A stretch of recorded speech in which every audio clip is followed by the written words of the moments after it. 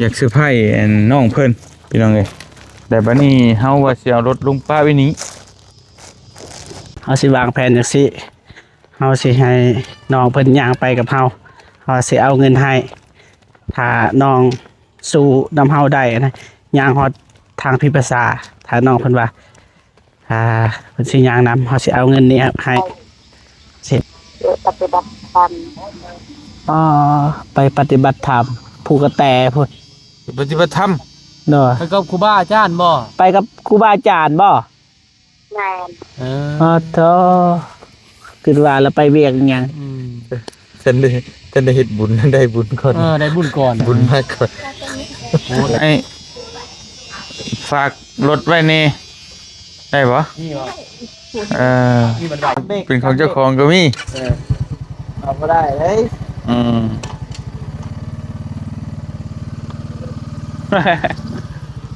บ่ดิต้องถอดกินเพิ่นจะแก้ส่งแก้เสืออยู่คือให้บ่เจ็บโทรมาหาน้องเว้นนี่แหละน้องบ่จะเอามาซื้อให้มาซื้อไผ่เพิ่นน้องโบแต่ว่าเพิ่นซื้อไผ่กับจ้อยบ่อยู่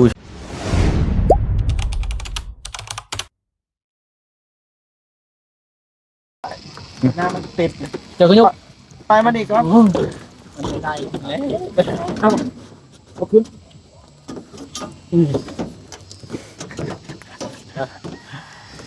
เดี๋ยวเป็นพ่อใหญ่นั่นเราเอาลงผู้เดียวแล้วเฮ็ดแล้วเอาขึ้นเดี๋ยวเฮ็ดปลดล็อกคอก่อ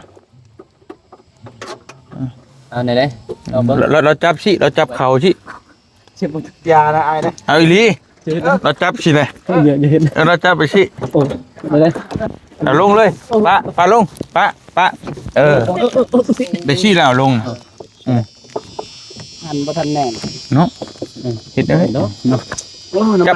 จับชุกอย่าจับตีน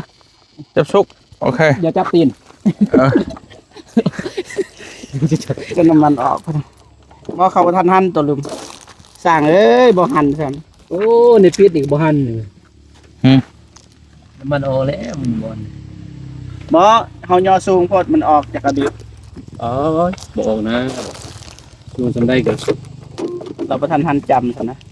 เราบ่ทันแปลงกระตาดโหเนาะเสี่ยวจีนโอ้เจอไอ้อนงโอ้สร้างย่านเนาะคนลีลา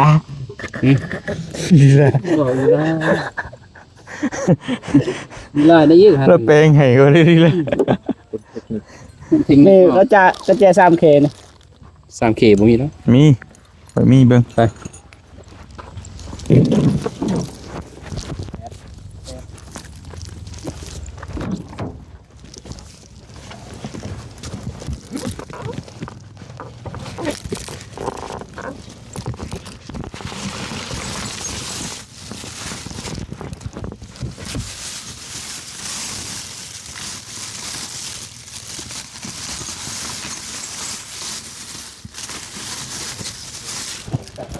ทันแลนครับ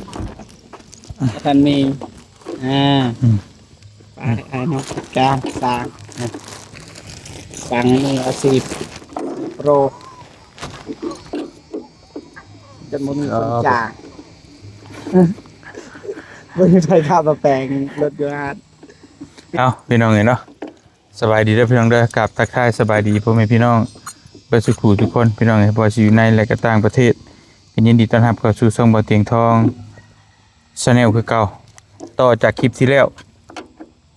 เอาไปซื้อรถจักรรถมอเตอร์ไซค์แต่ว่าสิเอาไปให้ไผเฮาก็ยังบ่ทันได้บอกแต่มื้อคลิปนี้เฮาสิมาเฉลยเนาะพี่น้องเนาะบ่อเตียงสิเอามาให้ทางน้องบูน้าสาวของน้องมูและน้องเข็มพรอยู่บ้านทงวายเพื่อนเพิ่นแต่ว่าเฮาคิดวางแผนกันอยากเซอร์ไพรส์น้องเพิ่นพี่น้องเอ้ยแต่บัดนี้เฮาว่าสิเอารถลุงป้าไว้นี้แต่สิให้เบาเจ็บเด้อเฮ็ดอะไรก็ได้เราออกมาแม่นไปนำเพิ่นว่าไอ้สิมีแนวให้ว่าที่เราก็ได้ไอ้สิมีของให้ไปเอาอยู่พุ่น หรือว่ามีคนอยากเอาของให้น้องให้เพิ่นให้น้องไปรับเอาอยู่ทางนี้นะบ่ต้องอ้อมค้อมเลยนะไปลุยง่ายๆแล้ว ถ่ายคลิปเลย ถ่ายไปเลยไปถ่ายไปเลยย่าง มีแต่บอกน้องมา น้องเมฆก็ไปน้ำด้วยเลยไปบอกย่างไป เกี่ยมเลยเสียงไว้อยู่นี่ก็ได้ไปพี่น้องเลย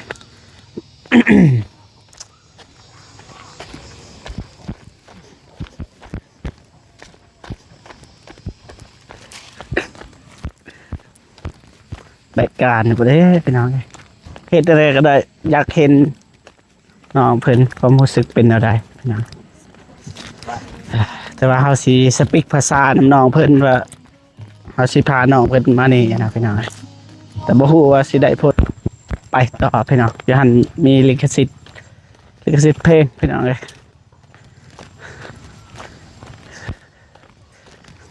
คิดว่าสิตั้งไว้อยู่นี้นี่อันนี้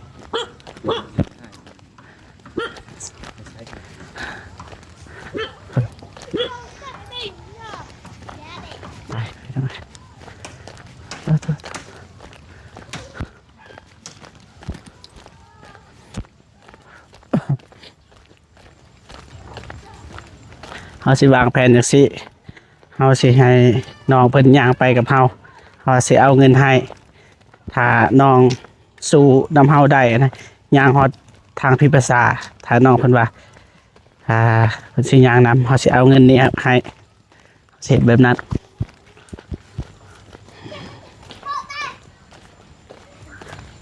โตน้องโมปาโทต้มน้ำโทษอยู่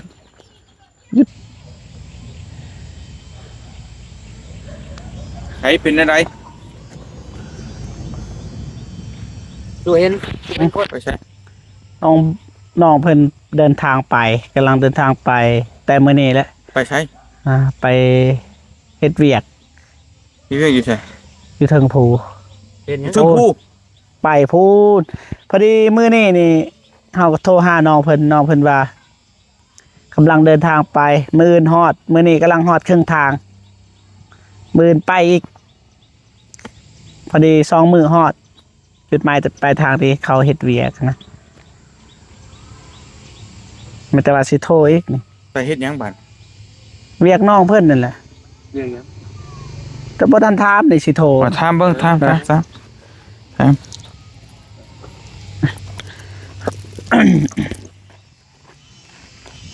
สัญญาณนี่บ่มีโทรได้โทรได้แต่ว่าวัดMessenger นี่บ่ได้ละ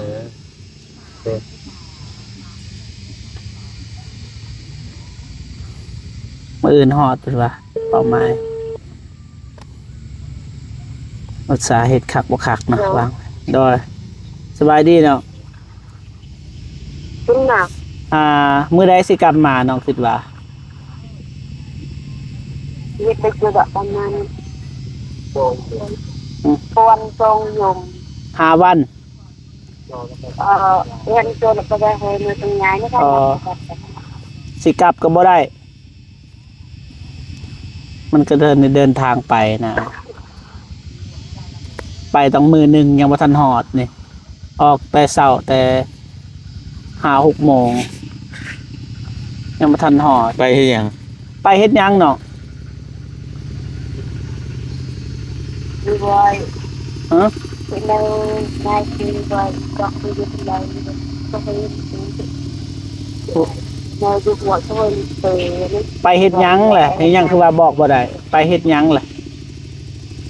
ตียุคหัวใหญ่เลยจะกระแตในเตะเป็นนายดี ผูกกระแตพุ่น แกดูเอ็นนะแล้วเอ็นมักหัวอีว่าคือหัวเป็น หันแหละไปเฮ็ดหยังแหละ วิวิยา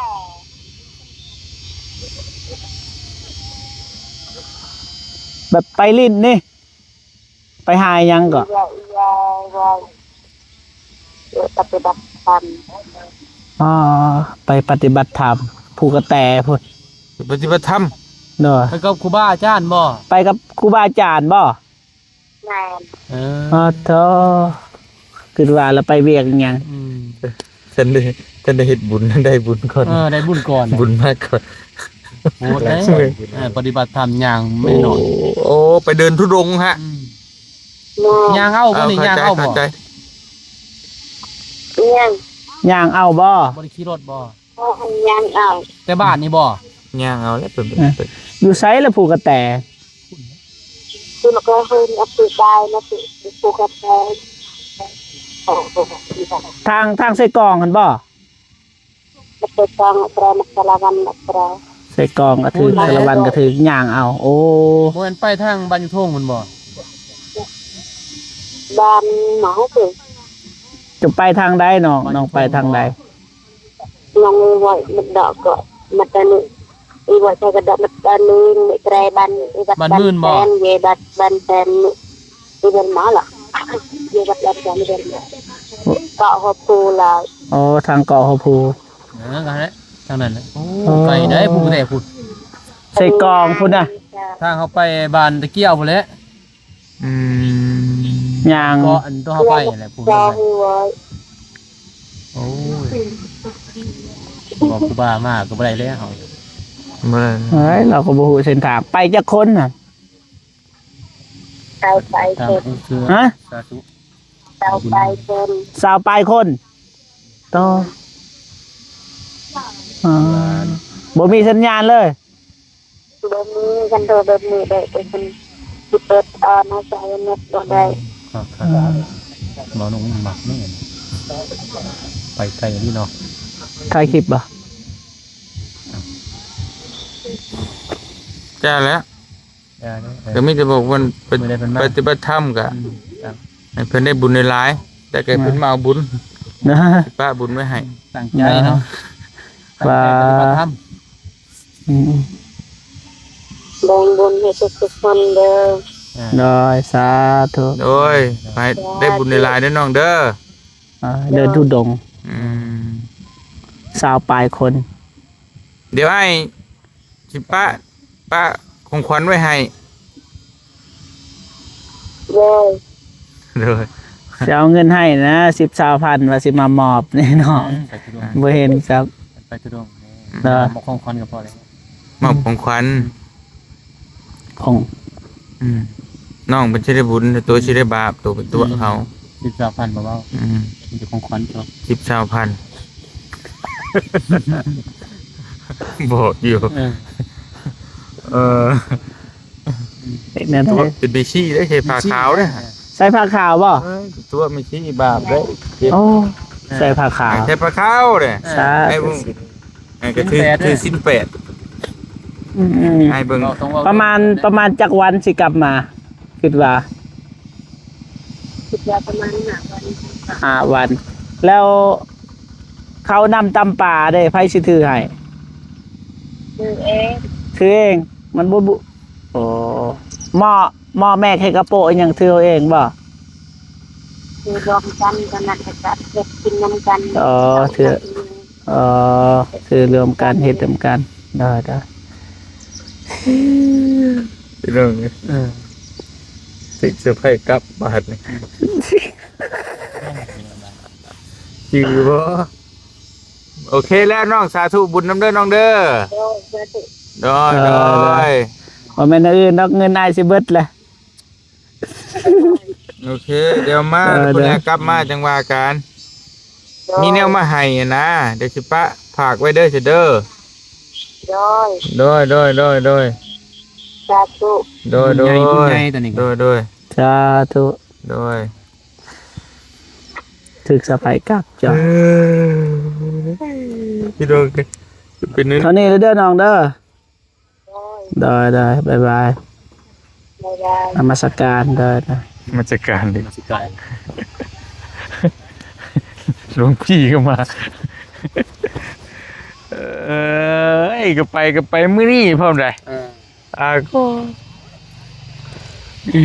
ถึกสะไปกลับอุตสาห์วางแผนตามทางเลยว่าจิ เข้า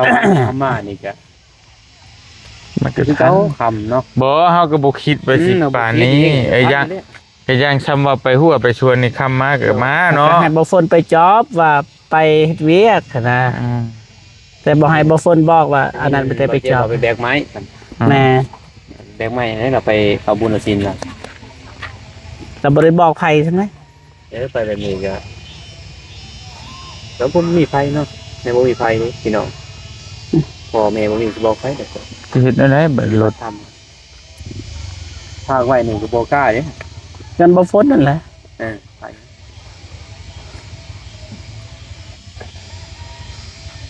บัดบ่คือให้นั่นก็บ่เป็นตาเนาะน้องหมอกน้องมูจะดูแลบ่ได้เนาะ บ่ได้ จังได๋ต้องคือแม่ ก็ต้อง ปะกันบ่ฝนซะ มีแต่หมอกให้พี่น้องเพิ่นเฮ็ดของไว้แต่บัดมาเนาะบัดเป็นมาแม่นบ่เอาก็มามอบให้ว่ารถไฟก็ในคอเนซี่ว่า ทางแล้วบ่ฝนบ่ นี่แล้วบาปตาเห็นนะซื้อเข้าไปซีมาจะว่าเสื้อวะ นี่แหละ เอาบาปตาเห็นเนี่ยเอาสิตัวเพิ่นมานะเลยบ่เจอเพิ่น น้องคันว่าในคลิปแบบนี้สีหลอกน้องเพิ่นมาเนี่ยครับว่าเนี่ยเฮ็ดเพื่ออายได้บ่เจ้าย่างเต้นในฮอดทางพุ่นเลยอายก็สิย่างไปเฮาสิมีรางวัลให้นี่คือเงินนี้พอสุดท้ายเราบ่เห็นจุฬาเพิ่นว่าไปแบกใหม่อีหยัง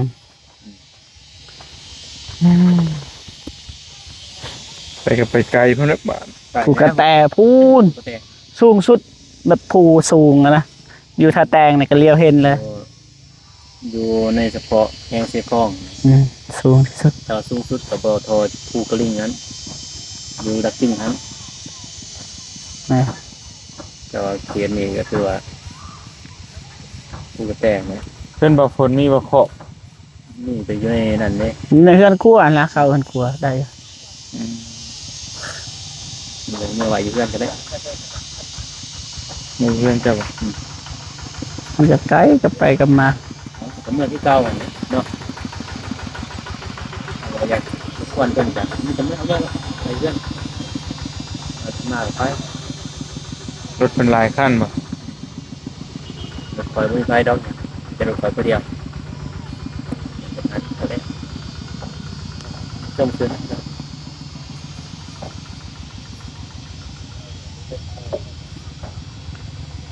เด้ โอ้บ่ฝนมาแล้วพอว่าหรือเปล่าบ่ฝนถ้าจอดนี่บ่ฝนพอละไว้ดีเด้อ ไปดิพ่อ นะ แหมมาแต่ไสจะหน้าบ่ สวน แต่หัวจะสวนโอ้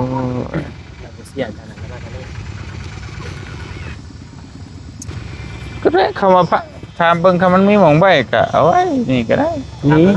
ถ้ามันมีก็ มีพอดีบอลจอดรถนี่คือเขานี่มีบอลจอดต่างหากแต่ว่า โทรถาม รถอันนี้ก็คือพิเศษเข้าเฮือนครัวก่อน พิเศษ ลองถามเบิ้งลองถามเบิ้ง ถามมึงดูถามมึงดูคนโทรถามดู ถ้ามัน เพราะบ่อยากถ้ามันบ่อยากย่อขึ้นย่อลงนะขี่ไปเลยย่อไปย่อมาสีเพิ่นถลอกอีกมัดไปมัดมากันยากอีก เอาไปเล่นกีฬาแล้วจ้ะ เอ้ย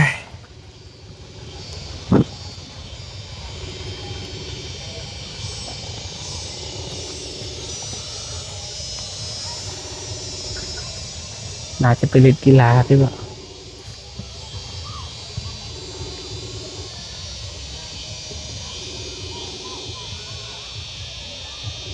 แต่ละคน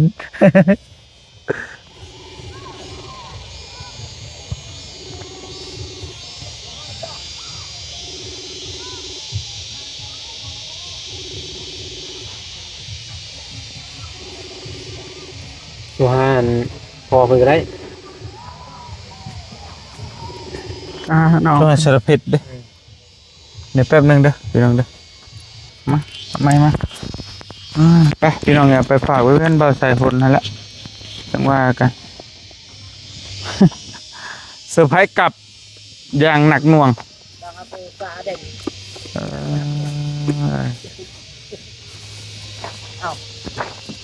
ไปทันได้บ่ โอ้ลืมไปต้องจำเลยเนาะเดินแล้วก็ตีรถจักร เว้ยเดินนะบริกีรถจักรคือว่าเด้มันมีรถใหญ่ไปก่อน ท่าเด้อเข้าได้ท่าไปน้ำกันตัว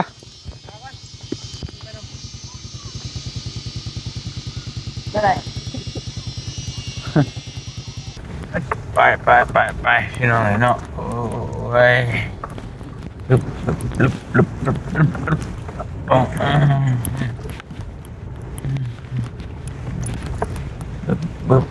บึบมาฝากเพื่อนเบาใส่ฝน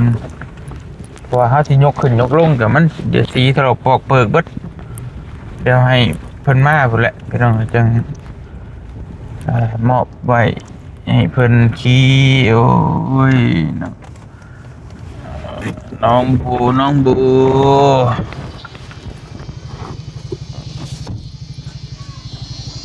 สบายดีว่าจะชวนวะไอ้ฝากรถไว้นี่ได้ปะ นี่วะ นี่ มันใหญ่มากเป็นตัวเจ้าพอได้ของเขาพอ ดิบนนี้ได้เถอะเป็นของเจ้าของก็มีพอก็ได้เลย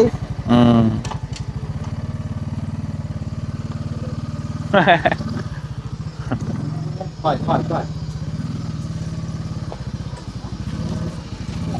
ตั้งเรียกมาปลาที่เป็นกระป๋องแต่จะนอกเป็นสบายที่สบายบ่มันยากบ่เลยล่ะมันยากบ่มันบ่ยากน้องบ่อันนี้สิว่าเที่ยวยังเที่ยวไปเหือนทั่วนี่เพราะว่าสิไว้ดี อันดิได้หลายมือได้ไหม มาคอมไม้แบบ อยากไว้อันนี้เลยไว้เห็นก่อนก็ได้ก่อน จะน้อยจะเสียข้าวให้ป่ะ เอาเขาให้อ่านเอาเขาแล้ว เดี๋ยวมันเดี๋ยวมัน ไว้ได้อยู่บ่จะเห็นที่มียา ได้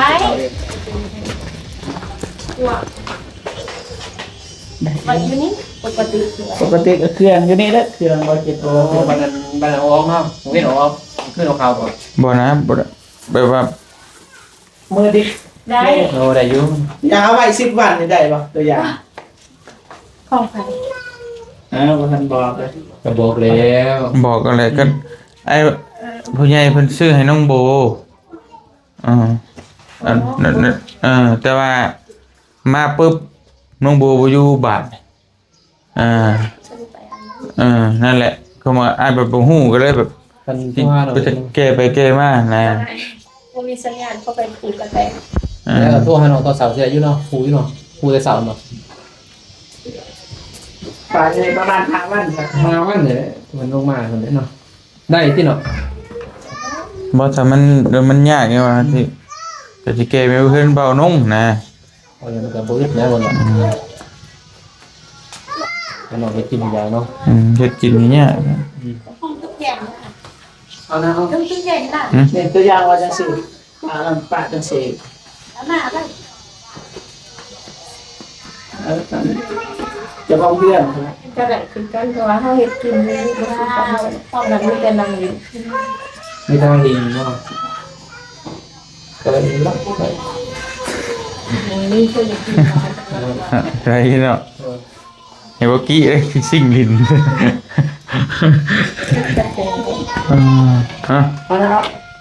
เต้นเรื่อยๆแหละก็จะได้ไว้ สองหน่วยตรงนั้น ก็ไว้ปั้นกับ ได้เมื่อกี้เอาไว้รถจะเนี่ยนะประมาณ5 วัน รู้จักเหรอ อีกคันเที่ยวไปเที่ยวมามันก็ไหวได้อยู่แต่ว่าต้องเว้นต้องแล้วกลางคืนก็เข้าไปไหน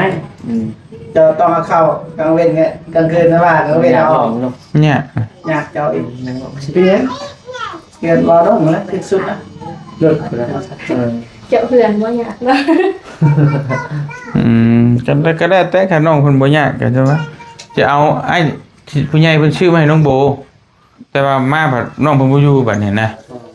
แบบความหมายอ้ายก็เลยว่าจะขี่ข้านแก้กลับไปพุ่น แกไปแกมา อ้าย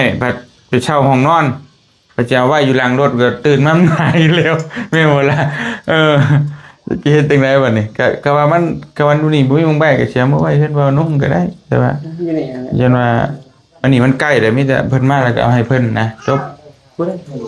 วะ โอ้โหนะเด็กสะเด็กแม่ แม่นบ่ เจ้าเด็กคิดว่ามีสองสื่อนะวิธีการเล่นสะเด็ก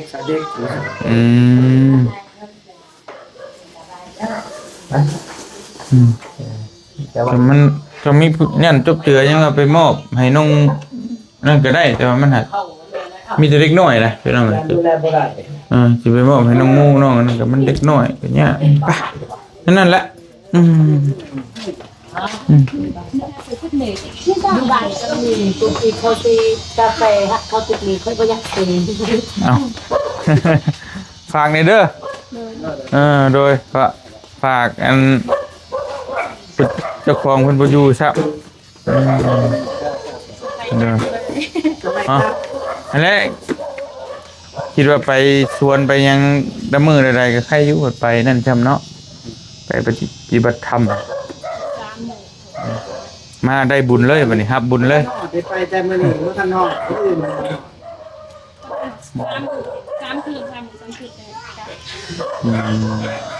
กระบวกลบพุ่นหารกับพุ่นแล้วห้ามื้อนั่นแหละ4-5 มื้อนั่นแหละ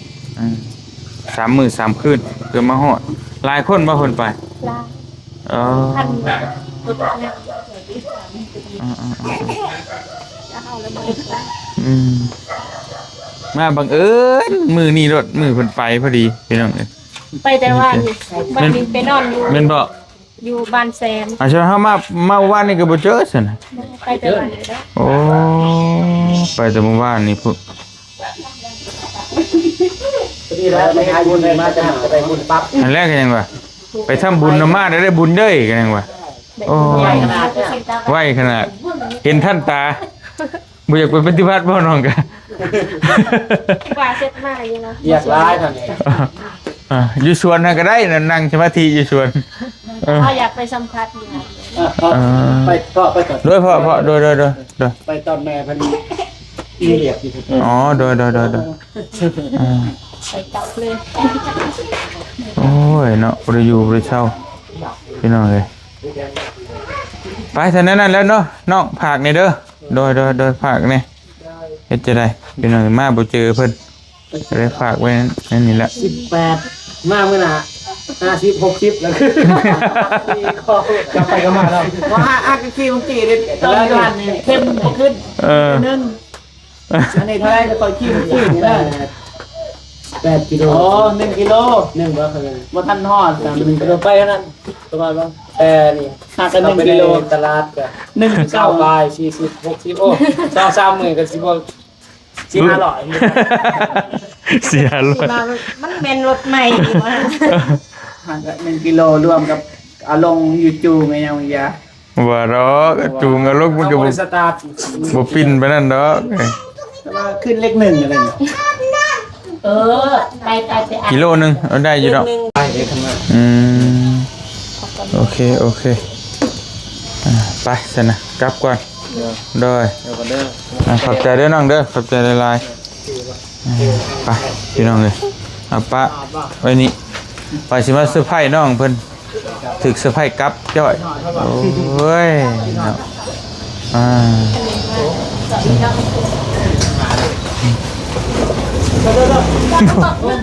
เอาเลยพ่อ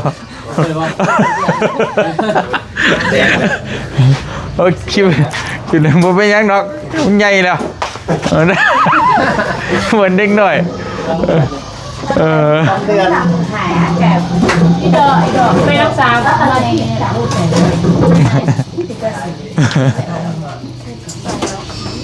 จากเดือน น้ำสมาชิกพระเอ็ดนี่ นี่ยกเบิ่งอยู่เลย ไม่หยอกลายเด้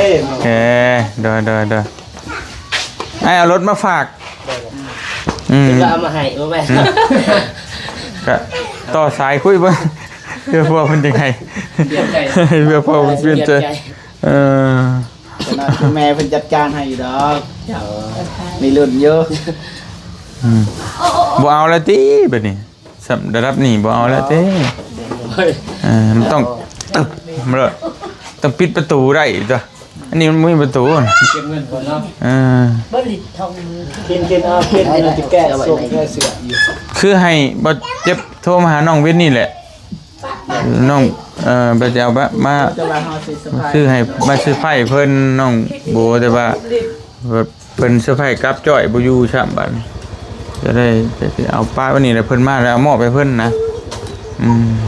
นั่นแหละแต่มือเพิ่นมาแล้วก็ทีมงานเข้ามาก็ไปมอบน้ำกันที่เก้าบ่ อาจจะมาเพราะว่าเป็นซ้ำคือ บ่ได้ไปพุ่นที ไป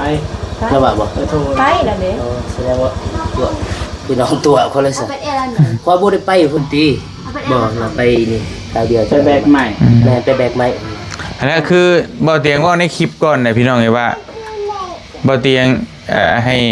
บ่เจ็บโทรมาหา บ่ฝน บ่ฝนไปถามให้ว่าเพิ่นไปเวียก นะไปเวียกจังหน่อยตอนแรงต้องมาเฮาก็เลยมาลัดแรงน่ะเพิ่นช่วงสิมาแล้วเวลานี่มาบัดเปลี่ยนนี่บาดนี่ยาวเหยียดหลายมื้อนะ 3-4 มื้อ บ่ฝนคิดว่าไปพุ่นคันไปพุ่นแม่นบ่ได้มานั่นนี่ แม่นเขาว่าอ้ายฮู้ก็แม่นสิบ่ซื้อซ้ำน่ะเพราะว่าตอนนั้นก็ท่านตอนที่ว่าถามยังเว้นนะเฮาก็สิบ่ซื้อพี่น้องเอ้ยแต่ยาแล้วบ่เป็นหยังดอกมันก็บ่บูดบ่เน่าดอกเนาะ แต่ว่าเข้มมันต้องอยู่ที่เก่าเลยต้องเปลี่ยนพูดว่าเอาแต่เข้มจะได้กับเปลี่ยนนึงบ่เลยทางเดินเดี๋ยวยามมาบ่มีรถ จูงไป จะ พุ่ บ น อก ก็ ต สอ ลาง ด แม่ บางทีตลาด มาอีกส เอ อง จะ2-3 เม็ดก็บ่ว่านี่50กิโลนี่บ่ได้ดิเดือนละ50แสดงว่าไปท่าแตงมันกลับมา โอเคเอาพี่น้องยังไม่ได้แน่นั่นแล้วเดี๋ยวจังใดก็เดี๋ยวน้องเพิ่นกลับมาเดี๋ยวจังสิมอบให้น้องเพิ่นเนาะถ้าว่าเปาเตียงยังได้อยู่ลาวใต้ถ้าว่าแม่นว่ามีแนวได้กลับก่อนก็สิปะให้ทั้งทีมงานนี่แหละไปมอบน้ำกันเนาะก็ไปมอบก็ได้ดอกบ่ยากดอกพี่น้องเอ้ยจังใดก็ขอมุกขอบใจน้องในรายเด้อน้องเด้อฝากไว้เฮือนน้องเสพผลพี่น้องเอ้ยอยู่ดีมีแฮงต่อกันช่วงหน้าเนาะพี่น้องเอ้ยเพราะว่าคือว่าอันน่ะบ่ได้มอบละมื้อนี้ก็คือว่าเพิ่นเซอร์ไพรส์เฮากลับเซอร์ไพรส์กลับเฮง ว่าสิเอามาเซอร์ไพรส์เพิ่นได้วางแผนกันคิดกันมาแต่เว้นนี่สิเฮ็ดแนวใดว่าสิเฮ็ดแนวใดมาโอ้โกเข้าอ่อน รีเซ็ตเบิดเลยเริ่ม แม่นรีเซ็ตออกใหม่เลยเริ่มต้นใหม่พี่น้องเอ้ยอยู่ดีมีแฮงสบายดีเด้อพี่น้องเอ้ยเดี๋ยวมื้อหน้าพุ่นละจังว่ากัน